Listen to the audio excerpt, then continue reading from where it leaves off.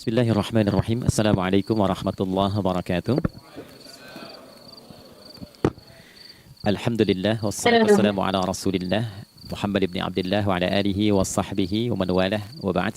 Faya ibadallah usi nafsi wa iyyakum bi taqwallah faqad fazal muttaqun fala tamutunna illa wa antum muslimun. Faqala ta'ala ya ayyuhalladzina amanu taqullaha haqqa tuqatih wa la tamutunna illa wa antum muslimun.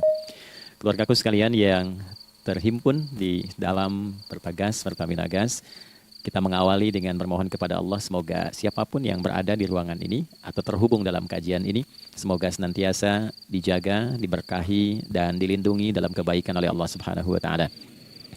Kita doakan yang bertugas di luar kota. Tadi saya dengar info juga Pak Direktur sedang di Semarang. Semoga giatnya dimudahkan oleh Allah dan semoga diberikan keberkahan. Ada satu bagian yang penting amanat Nabi di hadis Muslim pada satu sifat kepemimpinan, bahwa di antara sifat pemimpin dan yang dipimpin itu harus selalu membangun kekompakan dengan nilai cinta dan doa. Ini yang sering dilupakan. Nabi pernah menyampaikan, dan penyampaian ini, hadis ini didokumentasikan oleh Imam Muslim dalam satu kalimat yang singkat, padat tapi mengikat. Khiyaru a'immatikum man tuhibbunahu wa yuhibbunakum. Pemimpin yang baik itu adalah pemimpin yang kalian mencintainya dan ia pun mencintai kalian. Nah, membangun cinta itu salah satu jembatannya dengan doa. Oleh karena itu, di antara doa yang dianjurkan saat Anda memulai pekerjaan, itu bukan hanya untuk pribadi, lancarkan pekerjaan saya, tapi juga sehatkan pimpinan saya. Pimpinan mendoakan sehatkan anggota saya, sehingga semua itu melahirkan sifat harmoni yang memberikan kenyamanan dan kebahagiaan dalam bertugas. Nah, izinkan saya mengawali dengan itu dulu, karena itu di antara sunnah yang seringkali terlupakan. Sehingga bekerja itu lebih banyak dilakukan dengan tekanan menyelesaikan tugas, dibandingkan dengan rasa cinta untuk bisa memberikan nilai ibadah di dalamnya. Yang kedua, semoga sholat kita diterima oleh Allah Subhanahu wa Ta'ala. Nah, yang kedua ini tidak cukup dengan amin. Kita harus tahu dulu standar penerimaan itu seperti apa. Dan yang kedua, kenapa harus sholat? Ini poin pokoknya. Mengapa sih umat Islam itu cukup hanya misalnya dengan bersyahadat saja dipandang sudah berislam, lalu berbuat baik? Kenapa mesti ada sholat? Kenapa bahkan yang pokok sampai 5 waktunya? Dan jumlah rakaatnya pun diatur sedemikian rupa, sampai teknisnya pun dijelaskan dengan rinci. Saking rincinya, bila ada yang menyimpang dari rincian itu, maka dianggap sholatnya tidak sah dan mesti diulang. Shallu kama ra'aitumuni usolli. Sholatlah kalian seperti kalian persis melihat aku menunaikan sholat. Dan dalam sholat inilah kemudian ada sanad yang tersambung secara ketat sampai-sampai dalam hadis Muslim nomor hadis 397. Demikian di Al-Bukhari juga diabadikan di nomor hadis 757 oleh sahabat Abu Hurairah. Sanadnya tersambung kepada Khalad bin Rafi Az-Zuraiqi, seorang yang sholat di samping Nabi tapi bermasalah sholatnya. Lalu Nabi meminta beliau untuk mengulangi sholatnya. Sampai 3 kali peristiwa itu hingga beliau berkata, "Ya Rasulullah, au kama qala, 'allimni ma uhsinu ghairah." Ya Rasulullah, tolong ajarkan kepadaku karena aku tak punya pengetahuan lebih dibandingkan dari apa yang telah aku kerjakan. Nah, dari dasar ini melahirkan satu pertanyaan kritis, ya, dan juga perlu argumentasi yang kuat secara syariah mengapa kita menunaikan ibadah sholat. Baik, teman-teman sekalian, karena waktu kita sangat padat, ya, kita manfaatkan sebaik-baiknya. Saya mohon izin, kajian kita akan lebih fokus kepada inti materi sehingga manfaatnya lebih banyak kita dapatkan. Sholat satu-satunya amalan di dalam Islam yang mencakup 4 bagian pokok dalam beragama. Jadi ketika seseorang menetapkan dirinya beragama dan ciri satu nilai agama itu bernilai benar, ya, dalam nanti kalau kita mau komparasikan atau kita riset, itu ciri pokoknya ada 4. Satu, ada aspek namanya aspek keyakinan, ya, tauhid atau akidah. Nggak mungkin kan beragama kalau nggak yakin. Ya, karena itu pasal 29 ayat kedua itu mengandung nilai keyakinan. Negara menjamin kemerdekaan tiap-tiap penduduk untuk memeluk agamanya masing-masing dan beribadah menurut agama dan kepercayaannya itu. Ya, jadi nggak mungkin kita bisa menghasilkan nilai kepercayaan dan ibadah kalau tidak ada unsur keyakinan. Atau bahasa kitanya disebut dengan iman. Ya, iman itu nanti juga dipaku dalam setiap nilai kebangsaan di konteks Negara Kesatuan Republik Indonesia. Ini yang paling membahagiakan. Jadi mau jadi pegawai apapun itu syarat, ya, salah satu syarat yang melekatnya beriman dan bertakwa kepada Tuhan Yang Maha Esa, gitu kan? Ya, kemarin saya di BPK itu ada 11 bab Romawi, 40 pasal. Ya, di bab yang keempat pasal 13 tentang pemberhentian dan pengangkatan itu ada 11 poin A sampai K. Di poin B yang keduanya syarat menjadi bagian dari anggota BPK itu beriman dan bertakwa kepada Tuhan Yang Maha Esa. Baik, di Undang-Undang Pendidikan, Sisdiknas nomor 20 tahun 2003, itu kalau kita baca dari poin menimbang, ada 4, di poin B-nya saja sudah ada iman. Ya, Undang-Undang Dasar 1945 mengamanatkan pemerintah mengusahakan satu sistem pendidikan ya, nasional yang meningkatkan keimanan dan ketakwaan pada Tuhan Yang Maha Esa, serta akhlak mulia, baru mencerdaskan kehidupan bangsa. Ya, secara singkat, satu, agama dianggap benar kalau ada doktrin keimanan, ada akidah, ada tauhidnya. Yang kedua, ada ibadahnya. Ya, sebagai pembuktian kita beriman, buktinya apa? Ya kan? Saya beriman kepada Tuhan, kita tetapkan. Misalnya Allah, apa pembuktian keberimanan kita kepada Allah? Ya, kan pembuktiannya itu mesti diwujudkan dalam bentuk sikap. Sikap itulah yang disebut dengan ibadah. Nah, konsepsi ini ada di Quran surah ke-20 Thaha di ayat ke-14. Innani anallahu la ilaha illa ana fa'budini. Ya, sungguh aku tegaskan bahwa akulah Allah, satu-satunya Tuhan yang layak dipertuhankan dan disembah. Ketika Anda mempertuhankan aku, fa'budni, maka buktikan kebertuhananmu kepadaku dengan menyembahku. Karena itu namanya Allah punya dua arti. Satu yang dipertuhankan, kan? Ilahun wahid. Yang kedua yang disembah. Ya, jadi yang dipertuhankan dan disembah. Oke. 3. Yang ketiga harus punya unsur praktikal atau implementatif dalam interaksi kehidupan.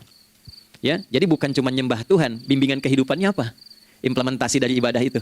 Ya, ciri umat beragama itu kan bukan hanya sekedar saya yakin, beriman, saya ibadah. Terus bukti ibadah itu dibawa dalam berinteraksi hariannya seperti apa wujudnya. Ya, makanya ketika dulu orang itu jujur, orang itu bangga dengan kejujurannya bukan sebagai orang jujur, tapi sebagai muslim. Jadi ketika ditanya, "Kenapa Anda jujur?" Karena saya muslim. Ketika ada seorang penggembala di Sahara yang sangat gersang, diuji oleh Umar bin Khattab, ingin diambil kambingnya, kan kisahnya viral kan? Baik ya? Oh, tapi ini bukan punya saya. Bilang aja pada Tuhan Anda, kalau kambingnya hilang satu dimakan serigala. Lantas di mana Allah? Jawaban itu yang menggetarkan kepada jiwa. Jadi kebenaran yang diungkap dengan sikap kejujuran itu implementasi nilai beragama. Nah, jadi praktek ibadah ada di muamalah. Oke, satu akidah, akidah dibuktikan lewat ibadah, ibadah diimplementasikan dalam muamalah. Itulah sebabnya nanti seluruh bagian tubuh kita ketika digunakan untuk bersifat dan bersikap, itu ada tuntunan iman di dalamnya. Oke? Misal, saya tanya begini ya. Ini mukadimah ya, kita belum mulai nih. Saya tanya gini, apa fungsi mata? Tuh kan, sudah keliru kan? Nah, kalau hanya melihat, hewan juga melihat. Ya, coba kambing melihat, ya kan? Elang melihat. Lalu apa bedanya fungsi mata kita dengan mata hewan? Ternyata ketika kita meriset ayat-ayat Al-Quran terkait dengan fungsi tubuh kita, itu rata-rata dibuka dengan iman dulu. Quran surah 24, surah Cahaya, ayat 30 untuk laki-laki, 31 untuk perempuan. Qul lil mu'minin.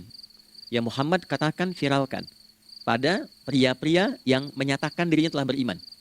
Yaghuddu min absarihim. Gunakan pandangannya itu yang dibimbing oleh imannya untuk melihat yang baik saja menurut standar imannya. Jadi kalau menurut imannya tak baik, nggak boleh dilihat. Karena itu ketika Anda sudah mengatakan asyhadu an la ilaha illallah, asyhadu anna Muhammad Rasulullah, kalimat itu dari lisan turun ke hati, itu jadi cahaya ke bagian tubuh kita. Makanya ketika Anda melihat, itu ada cara pandang tertentu yang dibimbing iman, standarnya beda dengan tanpa iman. Kalau nggak ada iman, semua mungkin terlihat. Tapi ketika ada iman, hati kecil Anda akan bicara, ini nggak baik. Palingkan. Nah, memalingkan dari yang tak baik menurut iman, itu namanya ghaddul basar. Oke, perempuan juga begitu, setara. Wa kullil mu'minati yaghdudna min absarihinna. Dan katakan pada setiap perempuan yang menyatakan dia beriman, maka gunakan pandangan itu dengan bimbingan imannya. Ketika tak baik menurut imannya, palingkan. Ya, Anda lihat kajian di YouTube, terus ada iklan kan? Terus menurut standar iman nggak bagus, itu otomatis akan nggak suka itu. Ya, pasti dipalingkan. Ya, Anda kalau naik pesawat tuh ya, tugas keluar tuh, pertagas tugas keluar. Kalau pramugari lagi demo tuh yang dilihat pramugarinya apa demonya. Nah, iman itu akan bekerja di situ tuh. Ya, palingkan tuh. Nah, sama dari mata turun ke, jangan langsung ke hati aja, ke lisan dulu kan? Ya, ke mulut kan? Itu mulut tuh ketika digunakan fungsinya, imannya disebut dulu. Ya, Quran surah 49 ayat 11 misalnya, ya. Ya ayyuhalladzina amanu, imannya dulu. La yaskhar qaumin qaum. Ayat 12-nya la yaghtab ba'dukum ba'dha. Hai orang-orang yang telah menyatakan beriman. Kalau pakai alladzina disebutkan 1080 kali dalam Al-Qur'an, itu kalimatnya diksinya singkat, padat, mencakup semua tanpa sekat. Oke, jadi kalau laki-laki, perempuan, tua, muda, besar, kecil, beda strata, duniawi, itu semua tercakup di dalamnya. Hei semua yang telah menyatakan beriman, gunakan imanmu untuk membimbing lisanmu bertutur. Kalau masih merasa punya iman, jangan gunakan lisan untuk mencela merendahkan orang. Untuk bergibah, membuat hoax. Didetilkan oleh Nabi kalimatnya jelas. Man kana yu'minu billahi wal yaumil akhir falyakul khaira aw liyasmut. Siapapun. Nah, dari alladzina ketika dirinci pakai man. Ya, man itu bentuk tunggal, ya, personal, tapi maknanya general. Jadi kalau Anda, saya, kita baca ayat atau hadis ada man, posisikan Nabi sedang bicara ke kita. Ya, hei adi hidayat, posisikan Nabi bilang gitu tuh. Kalau engkau merasa beriman sama Allah dan yakin dihisab di hari kiamat, jaga lisanmu. Katakan yang baik dengan bimbingan imanmu, tak mampu engkau diam. Jadi cukuplah suami istri itu menggunakan satu hadis ini, pasti sakinah itu muncul dalam kehidupan rumah tangganya. Ya, itulah sebabnya kenapa sakinah didahulukan dibanding mawaddah. Hati-hati ya, Mbak, walaupun namanya sakinah nggak ada ini nggak akan datang tuh ketenangan tuh. Ya, ada yang tahu nggak rahasianya? Kenapa sakinah duluan dibanding mawaddah?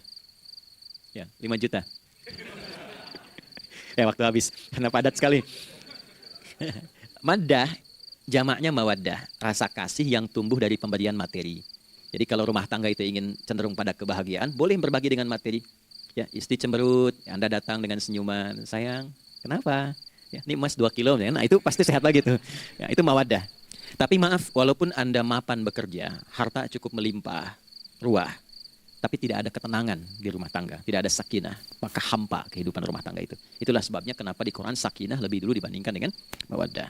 Saya tanya ibu deh, ibu pilih mana? Kaya tapi gelisah atau miskin tapi tenang? Oke. Saya paham itu. Suami juga sepakat semuanya. Artinya apa? Kita nggak bisa menghilangkan unsur ketenangan. Oke, itu hanya pembuktian argumentatif ya, supaya kajiannya lebih kepada argumen. Jadi ada akidah terkorelasi dengan ibadah, implementasinya di aspek muamalah. Nah, nanti cara bermuamalahnya diatur lewat akhlak namanya. Bagaimana bermuamalah yang baik? Kan Anda, maaf ya, berekspresi kepada pimpinan dengan kawan kan berbeda. Oke, kepada orang tua dengan anak kan lain. Nah, yang mengatur interaksi kita sehingga terjalin harmoni yang baik, itulah yang disebut dengan akhlak. Nah, 4 poin inilah yang menjadi inti dakwah Nabi SAW ketika diutus oleh Allah Subhanahu wa Ta'ala. Memastikan 4 ini bisa optimal kita lakukan dalam kehidupan. Bonusnya yang kelima, selalu meningkatkan inovasi sehingga selalu mendapatkan hal baru dalam kehidupan. 5 ini digabungkan di Quran surah kedua Al-Baqarah di ayat 151. Kama arsalna fikum rasulam minkum yatslu alaikum ayatina. 1. Oke, wa yuzakkikum. 2. Akhlak. Wa yuallimukumul kitaba. 3. Wal hikmah. 4. 5. Wa yuallimukum ma lam takunu ta'lamun. Kelima-limanya ini digambarkanlah dalam bentuk ibadah yang melatih kita sebagai pondasi awal menuju dan memantapkan 5 hal ini, yaitu sholat.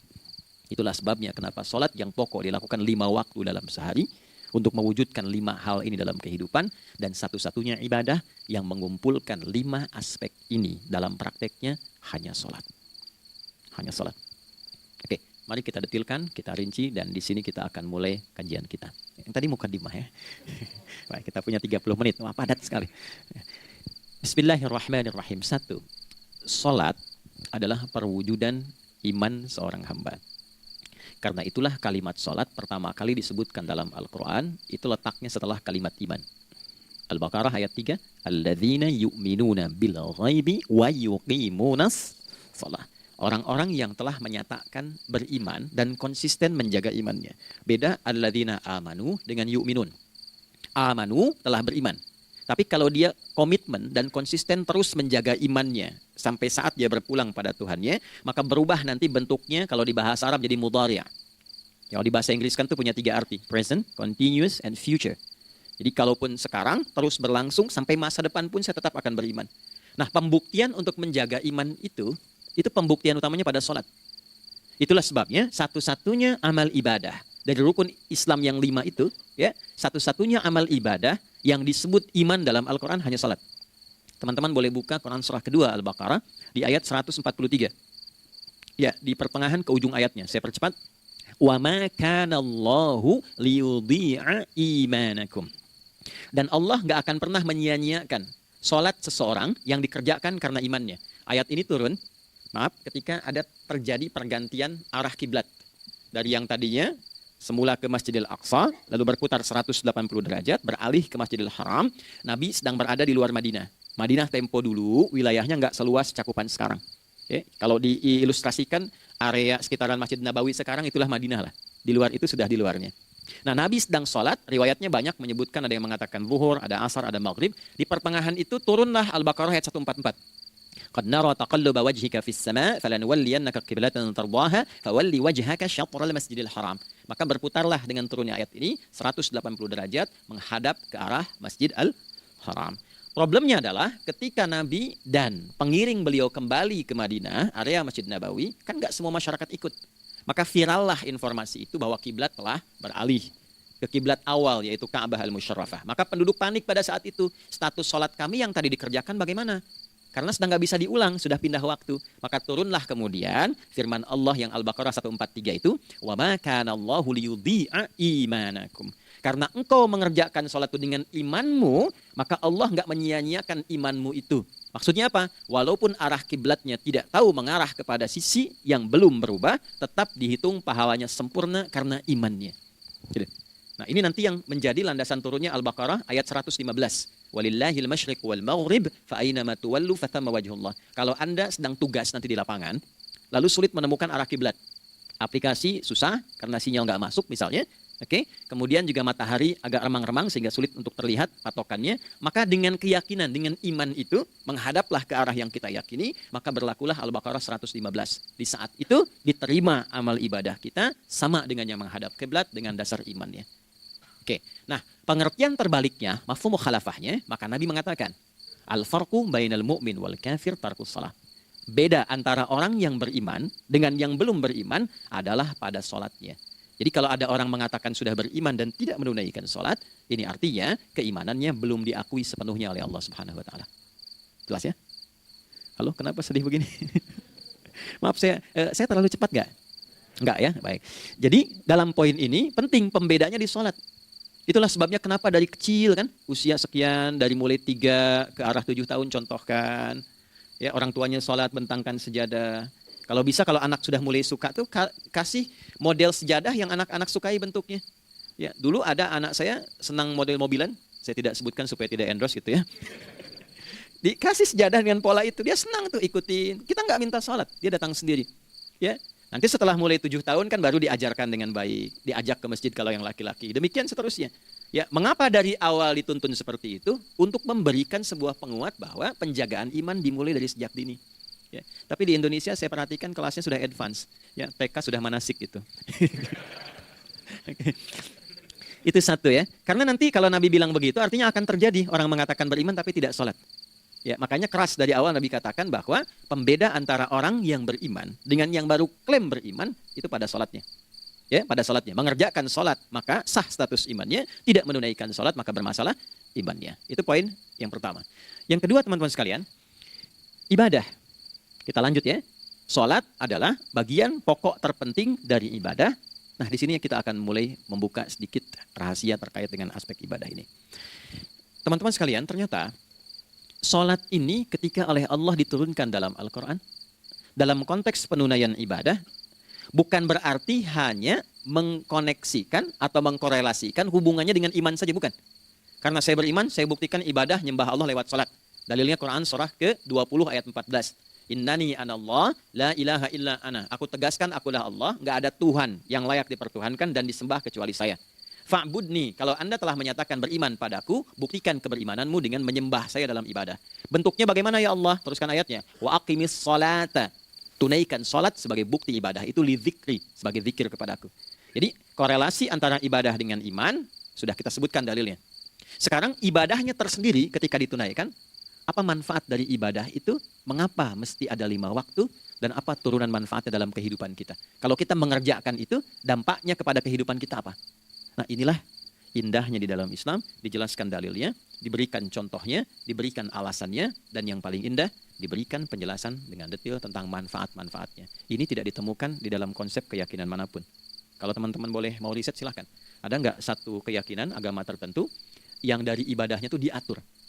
Cara memulainya, bacaannya, detailnya, manfaatnya, waktunya, sampai dengan hasilnya, sampai kiamatnya. Ini menunjukkan bukan karya manusia. Bukan karya manusia. Kalau karya manusia setiap orang bisa buat itu. Ya, ketika ini menunjukkan bukan karya manusia, maka pertanyaannya dengan cara apa lagi Allah memberikan pembuktian pada kita bahwa Ia Tuhan yang hak yang harus kita sembah. Nah, kalau sudah paham, mari kita rincikan turunan tentang sholat ini. Kita mulai satu-satu teman-teman sekalian dari waktu sholat. Seperti kita ketahui waktu sholat ada 5. Tapi yang sering kita dapati dari yang 5 ini tidak semua orang mengetahui tentang makna dari nama dan pembagian di waktu ini.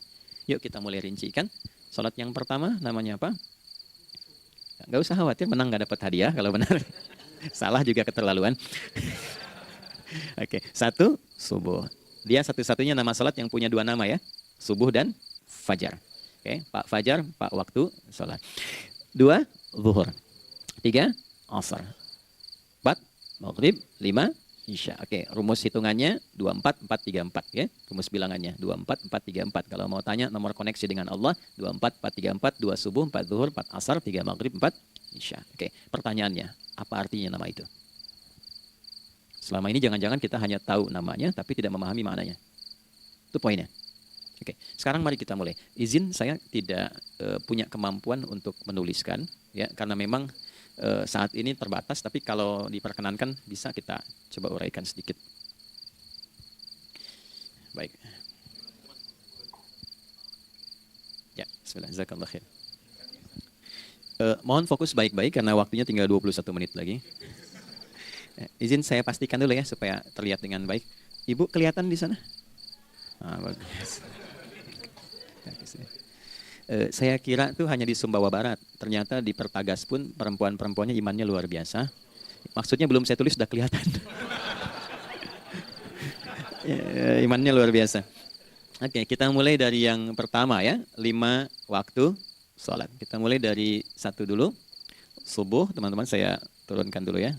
Izinkan saya tulis pakai bahasa Arab dulu supaya gampang. 1, dia punya 2 nama. Yang ke Arab ya, kalau yang gini yang ke Hindi. Anda yang di admin di komputer pasti tahu. Ada Fajr. Kata subuh ditemukan di Al-Quran surah ke-81 At-Takwir ayat 18. Kalau keliru tolong diingatkan. Was-subhi idza tanaffas. Quran surah 81 ayat 18. Ya. Nggak usah di ilmu utak-atik ya. Oh ini kenapa 81 kalau dibalik 18? Itu cocok logi. Abaikan aja itu. Ya. Fajar agak banyak di Quran terkait dengan nama salatnya, ada di Quran surah ke-17 di ayat 78. Aqimis salata liduluki syamsi ila ghasaqil laili wa Qur'anal fajr. Inna Qur'anal fajri kana masyhuda. Yuk kita mulai ke maknanya dulu. Ingat rumusnya ya. Rumusnya ini selalu begini rumusnya. Aqidah selalu punya korelasi dengan ibadah. Ibadah selalu punya korelasi dengan muamalah. Interaksi harian kita, muamalah hiasannya adalah akhlak. Nah, barulah kemudian di sini muncul inovasi dalam kehidupan, hal yang baru.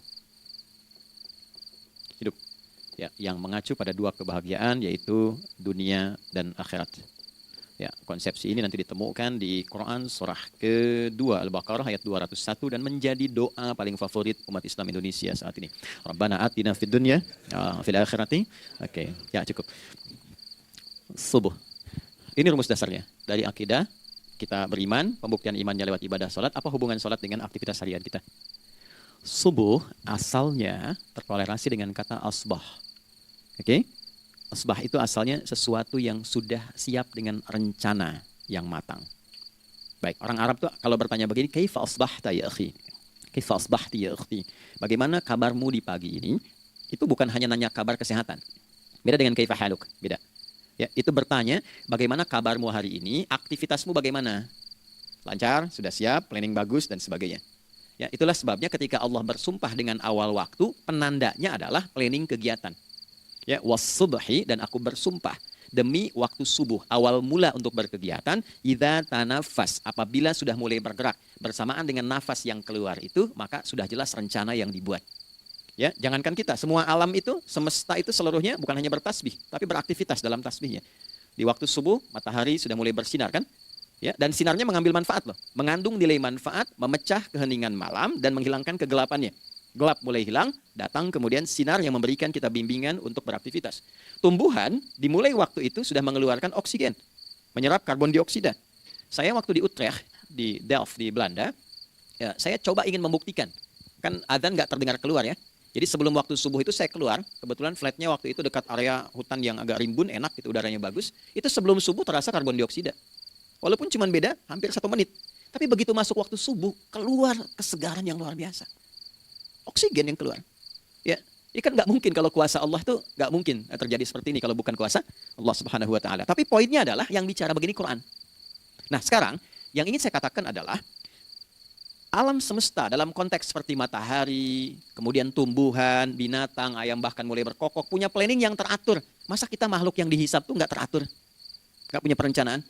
Maka subuh itu mengajarkan kepada kita, jangan sampai ada orang Islam yang punya keimanan, lalu menunaikan sholat, diajarkanlah oleh Allah, setiap masuk subuh itu harus punya agenda yang jelas. Planning yang terukur.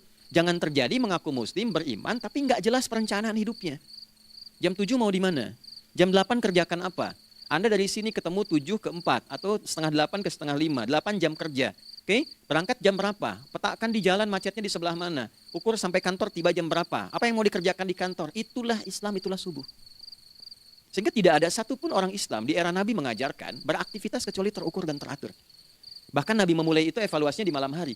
Sehingga turun di antara surah Al-Insyirah itu ada ayat yang tegas mengatakan di ujungnya, فَإِذَا فَرَغْتَ فَانْصَبْ. Evaluasi yang telah berlalu di malam hari, evaluasi ini menyeluruh sampai ke zikirnya. Dicatat nih. Ya, aku hari ini secara spiritual itu, mohon maaf, sholat jamaahnya berapa waktu tuh? Dari 5. Oke? Misalnya dari 5 itu cuma 4, berarti koreksi ada yang kurang. 1. Ya. Yang kedua, secara intelektual, sudah berapa bacaan yang dibaca saat ini? Ilmu yang ditingkatkan, mensyukuri anugerah akal dan sebagainya. Bekerja sempurna enggak? Turunkan ibadahnya bagaimana? Ketika ada yang kurang, istighfari. Ya, sebagai seorang ayah, ada nggak sesuatu yang salah yang dilakukan belum sempurna? Sebagai seorang ibu, anak dan sebagainya. Istighfar, itulah sebabnya sebelum tidur Nabi ajarkan istighfar. Yang kita tahu 70 kali kan, 100 kali. Yang saya tanya, 1 ke 70 itu istighfar apa saja? Apakah hanya bilangan di lisan? Atau dari lisan diingatkan oleh pikiran, ditembuskan ke hati? Istighfar sebagai seorang ayah yang kurang maksimal melihat anak dengan baik. Anda boleh punya jabatan di kantor, boleh direktur, boleh manajer, boleh macam-macam. Tapi ketika Anda pulang, Anda seorang ayah. Saya di Timur Tengah disebut syekh, di sini dipanggil kiai, dipanggil ustadz. Pulang ke rumah, anak saya nggak kenal itu semua. Anak saya nggak peduli itu semua. Belum pernah seumur-umur saya mengajar, lalu saya pulang, anak saya menunggu depan pintu dan memanggil, kiai.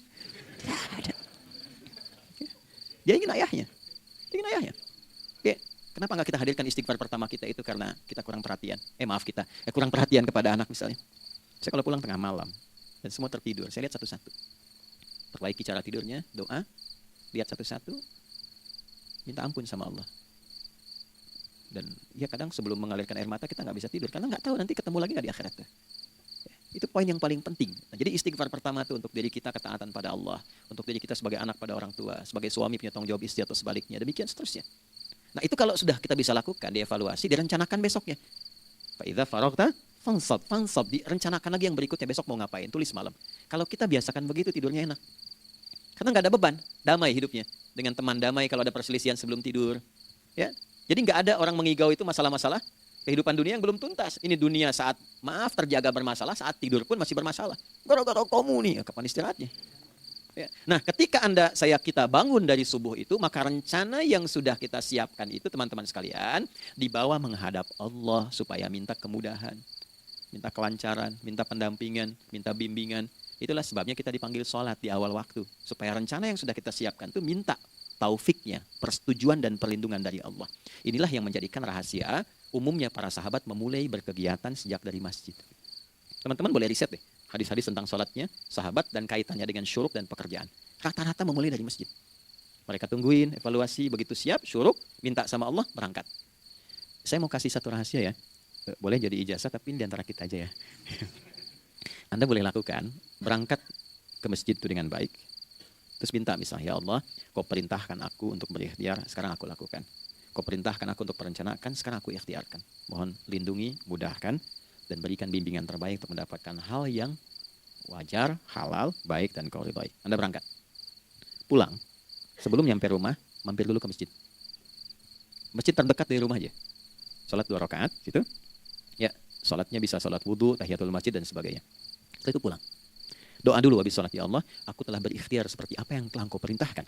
Sekarang aku memohon rizki darimu seperti apa yang telah engkau janjikan. Kalau dengan semua ikhtiar ini belum cukup menurunkan rizki darimu, maka mohon tunjukkan padaku saat ini dengan cara apa lagi aku mesti berikhtiar.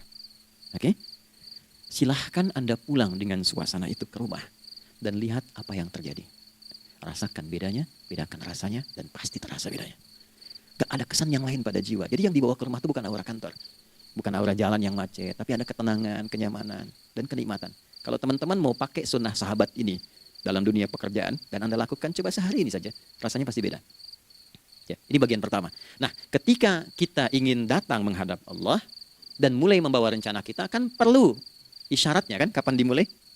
Gak bisa tiba-tiba saya bangun jam 3 langsung sholat subuh, kan tidak begitu. Ya kan? Mesti ada satu sinyal dulu, yang dari sinyal itu ada feedback pada diri kita untuk merespon, gitu kan? Nah, pancaran respon atas sesuatu yang memancar akibat satu hal yang terjadi, kalau di gaya itu kan kalau ada gaya gerak, gaya dorong kan? Ya, kalau nggak salah F1 sama dengan F2 kan? Nah, gaya gerak sama dengan gaya dorong. Geraknya dikit, bunyinya kecil kan? Kencang bunyinya, kencang. Terus ada F berbanding lurus dengan P, hukum Pascalnya. Gaya berbanding lurus dengan tekanan, kan? Semakin banyak gaya semakin tertekan. Nah, respon yang muncul ketika ada satu misalnya gaya, tapi responnya sifatnya materi sifatnya. Ya, misal kalau Anda mau mengebor air, kan? Kemudian keluar terpancar tuh dari bawah itu keluar misalnya air. Nah, itu namanya infajar. Infajar. Dalilnya Quran surah kedua ayat 60. Wa idzistasqa Musa liqaumihi faqulna idrib bi'asakal hajar fanfajarat minhu 12 aina. Nabi Musa kata Allah itu kaummu 12 suku minta mata air. Dan nggak tanggung, setiap sukunya minta satu, katanya supaya nggak rebutan. Maka Allah firmankan, pukulkan tongkatmu yang kayu. Lihat diksinya detail sekali. Pukulkan tongkatmu yang kayu ke batu itu, maka batu itu akan terbelah dan mengeluarkan pancaran 12 mata air. Ya, tongkat kayu dipukulkan ke batu, batunya yang hancur. Karena Musa seorang nabi, gitu kan? Anda punya tongkat emas, pukulkan ke batu, maka keluar 12 air mata. Gitu kan? Nah ini, infajar. Kalau respon yang keluar itu respon buruk. Misal, dalam nafsu, kan suka ada trigger ya yang memancing respon terus nafsu keluar kan? Ya, apa saja itu? Lihat gambar yang nggak bagus, nafsu keluar, gitu kan? Lihat sendal bagus, nafsu keluar, macam-macam ya. Nah, itu fujur namanya. Fujur. Hurufnya masih sama, cuma bentuknya berbeda. Fa, jimnya masih ada waw, ada ra-nya. Fujur. Quran surah 91 di ayat 7 sampai 10, wa nafsi wa ma sawwaha fa alhamaha fujuraha wa taqwaha. Fujur tembus ke nafas, nafas memerintahkan yang buruk disebut su, nafas ketemu su jadi nafsu. Makanya nama lain fujur itu nafsu. Dalilnya Quran surah 12 ayat 53. Wa ma ubarri'u nafsi innan nafsa la'ammaratun bis-su. Ya, la'ammaratun bis-su'i illa ma rahima rabbi. Oke, nafas ketemu su. Teruskan. Tapi kalau pancarannya pada sifat yang baik. Oke? Membelah sesuatu yang gelap menjadi baik, terbuka, memancarkan respon panggilan yang baik, maka berubah katanya menjadi fajar. Oke? Matahari diperintahkan oleh Allah, diperintahkan membelah kegelapan malam. Keluarlah sinar pertamanya, disebutlah fajar. Kenapa? Karena ada respon kebaikan keluar darinya. Baik, perhatikan baik-baik, Quran surah kedua, ayat 187. Wa kulu washrabu hatta yatabayyana lakumul khaytul abyadu minal khaytil aswadi minal fajar. Itu untuk matahari. Kita lagi tidur enak-enak, sudah nyiapin rencana malam-malam. Tiba-tiba ada panggilan. Allahu Akbar, Allahu Akbar. Itulah tandanya hati kita mengkonfirmasi iman kita dalam diri kita. Cepat, sudah adzan. Pernah begitu? Nah, konfirmasi itulah dalam bahasa lain yang disebut dengan fajar namanya. Datang. Jadi waktunya matahari membelah disebut dengan fajar, konfirmasinya pun disebut dengan apa? Fajar. Ya, jadi bersamaan waktunya dengan dua hal itu. Datanglah panggilan. Itu yang dimaksud Quran, hubungan iman dengan konfirmasinya sampai ke salatnya ada di Quran surah 8 ayat 2. Innamal mu'minuna iman. Alladzina idza dzukirallahu adzan. Wajilat qulubuhum iman. Jadi begitu ciri iman itu ada dalam jiwa, dipanggil lewat adzan, kan? Allahu Akbar, langsung merespon, ya Allah, sudah adzan.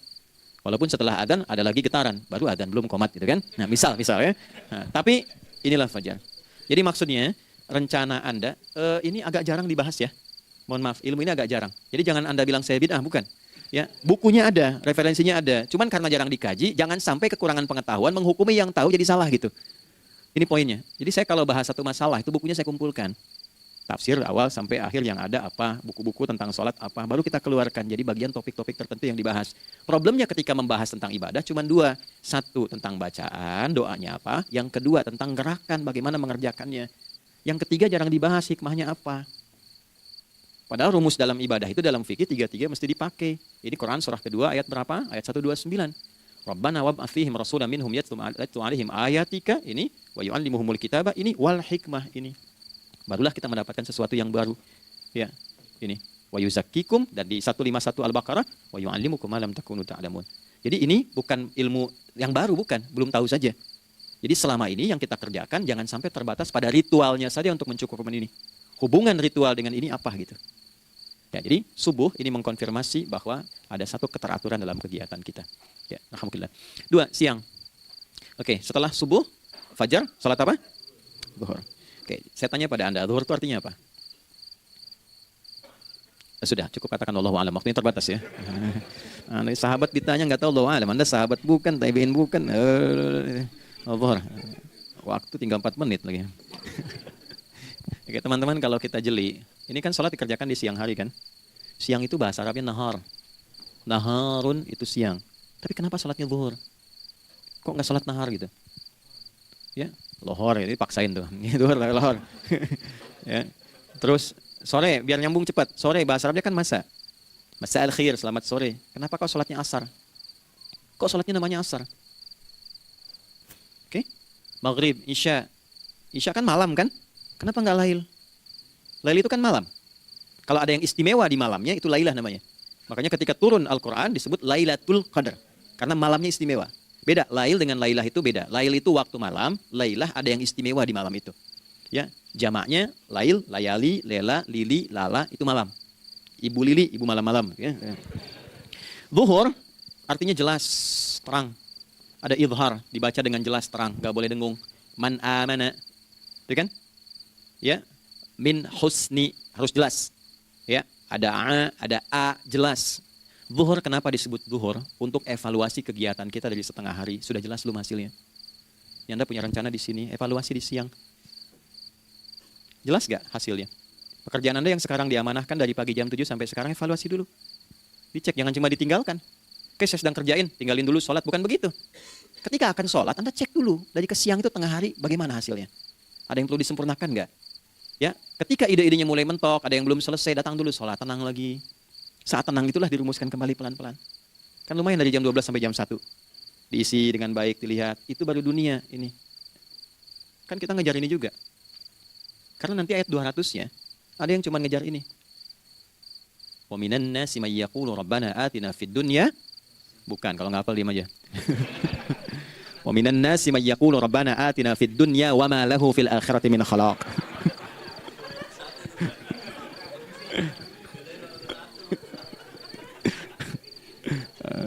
Udah, paham kan? Dan di antara manusia, ada yang fokusnya hanya dunia yang dikejar. Sehingga nggak kebagian akhiratnya. Padahal dia tahu dia mau pulang. Yang lebih aneh lagi, pengen pulang surganya Firdaus dekat dengan Nabi. Tapi tiap hari ngerjakan dunia. Dunia lagi, berangkat gelap, pulang gelap. Terus meninggal gelap juga. Kan repot. Nah, maka mesti investasi kan? Anda kalau tugas keluar kan, apalagi keluar negeri kan hukumnya beda. Bekalnya pun tidak sama. Anda tugas ke Amerika, mata uangnya sudah beda. Hukumnya sudah beda. Terus pengen pindah ke alam barzah, pengen hukumnya sama dengan dunia, mustahil. Ya, makanya dimensinya beda, keadaannya tidak sama. Baju yang dipakai kan beda. Barang-barangnya nggak sama. Makanya disebut telah meninggal dunia, meninggalkan semua yang melekat pada dunia. Pindah ke alam lain, persiapan menuju titik akhir yang tidak ada ujungnya lagi. Nggak ada pembuka lagi. Jadi sudah ujung begini, nggak ada ruang lagi yang lain. Itu akhirat namanya. Makanya di sini cuma 2 pilihannya. Kalau nggak ke surga, nah, itu. Ya. Apa investasi yang ada di sini? Maka siang itu dicek dulu. Pekerjaan jadi ibadah nggak? Tadi niatin ibadah nggak waktu berangkat dari rumah? Kan? Waktu ngetik, waktu ngerjain di kantor, jadi ibadah nggak? Kalau ibadah, Anda nggak mungkin berbuat kriminal. Anda nggak mungkin berbuat maksiat. Nggak mungkin nipu, nggak mungkin nyogok. Nggak mungkin korupsi. Kan lagi ibadah. Nggak mungkin curang. Kan lagi ibadah. Anta budallaha ka'annaka tarah. Anda itu mengerjakan segala hal sebagai ibadah, merasa diawasi Allah. Fa in lam takun tarah fa innahu yara. Kalaupun Anda merasa nggak melihatnya, Anda yakin Anda dilihat. Itulah kerja pakai iman, maka ini di bawah akidahnya. Jangan ditinggalkan. Nah, inilah yang selama ini kita butuhkan. Ya, inilah yang melahirkan nilai etik, makanya ada yang dalam jiwa. Takwa itu kan dalam jiwa, melahirkan etos. Etos mendorong kepada logos, logos melahirkan patos. Kepantasan dalam bekerja. Jadi Anda sekuat apapun ilmunya, kalau nggak punya etos, itu rusak. Jadi tidak cukup akal sehat. Jiwa yang sehat itu lebih penting. Banyak orang akalnya, saya ingat, akal itu tidak memberikan perintah. Dia hanya merumuskan satu instruksi dalam jiwa supaya mudah dilakukan dan dieksekusi oleh fisik. Jadi akal yang sehat itu seberapa pandai ilmunya, seberapa cepat mengeksekusi perbuatan. Tapi kalau yang dieksekusi itu dari perintah nafsunya, masalah. Habis aja waktunya tuh. Ya. Ini gimana ini? Tolong jawab loh. Nah, teman-teman, karena sudah habis waktu jam 1, kita baru zuhur ini. Nah, Yang paling menarik itu gini, yang paling menarik kalau ada orang belum sadar sampai zuhur tentang akibat kehidupan ini, maka muncullah asar. Apa asar itu? Kenapa mesti disebut dengan asar? Dan apa manfaat istimewanya asar kepada jiwa kita? Itu di kesempatan lain kita akan bahas. Teman-teman, waktunya sudah habis ya. Saya menghargai Anda, kan tidak boleh juga saya ngajarkan tapi mengambil yang sesuatu yang tidak tepat ya. Kita buktikan keimanan kita dengan mengerjakan amanah pekerjaan di tempat ini dengan baik, waktu digunakan dengan baik. Kita saling mendoakan supaya semua kita dijaga oleh Allah Subhanahu wa taala. Maafkan saya, lain kesempatan kita berjumpa kembali untuk melanjutkan apa yang telah kita bahas hari ini. Mari kita berdoa, semoga doa kita diterima oleh Allah Subhanahu wa taala. اللهم تقبل منا إنك أنت السميع العليم وتب علينا إنك أنت التواب الرحيم نحمدك كما علمتنا أن نحمدك ونشكرك شكرا كما علمتنا أن نشكرك أنت المقدم وأنت المؤخر بيدك الخير إنك على كل شيء قدير. Ya Allah, kami memujimu seperti Engkau mengajarkan kami untuk memuji dan bersyukur atas segala nikmat-Mu seperti Engkau bimbing kami untuk mensyukuri segala nikmat-Mu. Allahumma salli wa sallim wa barik ala habibikal karim rasulika al-mustafa al-amin sayyidina Muhammadin wa ala alihi wa sahbihi ajma'in. Ya Allah, anugerahkan kami kemampuan untuk terus bersalawat pada Rasulullah, sehingga dengan itu kami mendapatkan kemampuan yang baik untuk meneladani kemuliaan beliau dalam beraktivitas kehidupan. Rabbana la tada' lana fi maqamina hadza dhanban illa ghafarta. Ya Allah, jika ada pendosa hadir di ruangan ini atau terhubung dalam kajian ini, maka jangan biarkan ya Allah ia meninggalkan tempat ini dan kajian ini kecuali Engkau telah ampuni seluruh dosa-dosanya. Wala hamman illa farajtah. Ya Allah, jika ada satu di antara kami yang menghadiri kajian ini membawa kegelisahan, maka mohon tenangkan keadaan hatinya. Wala asiran illa yassartah. Jika ada yang sedang diliputi oleh kesulitan, maka mudahkan, ringankan dan hilangkan seluruh kesulitannya. Wala maridan illa syafaitah. Dan bila ada di antara kami yang diuji dengan penyakit, maka mohon angkat dan sembuhkan penyakitnya. Rabbana atina fid dunya hasanah wa fil akhirati hasanah wa qina adzabannar. Wa sallallahu ala sayyidina Muhammad wa ala alihi wa sahbihi ajma'in. Wa akhiru da'wana subhanakallahumma rabbana wa bihamdika nashhadu an la ilaha illa anta nastaghfiruka wa natubu ilaik. Walhamdulillahi rabbil alamin. Wassalamualaikum warahmatullahi wabarakatuh. Wabashiril mu'minin. Terima kasih untuk semuanya. Mohon maaf kami langsung pamit. Assalamualaikum warahmatullahi wabarakatuh.